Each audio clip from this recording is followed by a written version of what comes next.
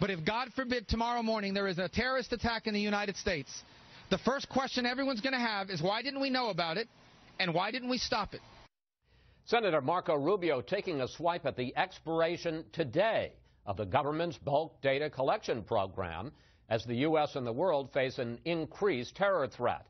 And it's time now for our Sunday group, Fox News senior political analyst Brit Hume, former Democratic Congresswoman Jane Harman, director of the Woodrow Wilson Center, Fox News chief Washington correspondent James Rosen, author of the new book Cheney One-on-One, and Robert Costa from the Washington Post. Brit, it's an interesting confluence of events. The bulk data collection program of Americans' phone records, as we pointed out, ran out at midnight last night, just as the State Department issues a worldwide travel alert for all Americans. What do you make of those two things?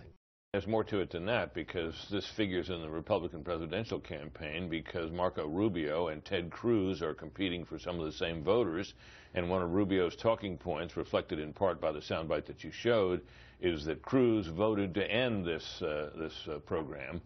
So you have that factor added into all of this as well. My sense about it is that we never did have a victim that came forward or was ever shown that there was one of this program, and intelligence professionals such as Mike Hayden, former director, the CIA director, has been on this program many times, have insisted again and again that it was very useful and helpful. And so I think it's fair to say that a great many intelligence professionals think we're now without an effective tool for anticipating these terror attacks. Well, let me ask an intelligence professional, Congresswoman Harman, you were the former top Democrat on the House Intelligence Committee when you were in Congress. Did you ever see evidence that the NSA abused its powers in collecting Americans' phone records, and do you think the expiration of the program as of midnight will hurt our counterterrorism effort? Well, first of all, I supported the program. I was briefed on it early in the Bush administration. I thought that the legal underpinnings were weak, and in 2008, Congress made a big effort to put the whole program under law as part of the Foreign Intelligence Surveillance Act, so I voted for that.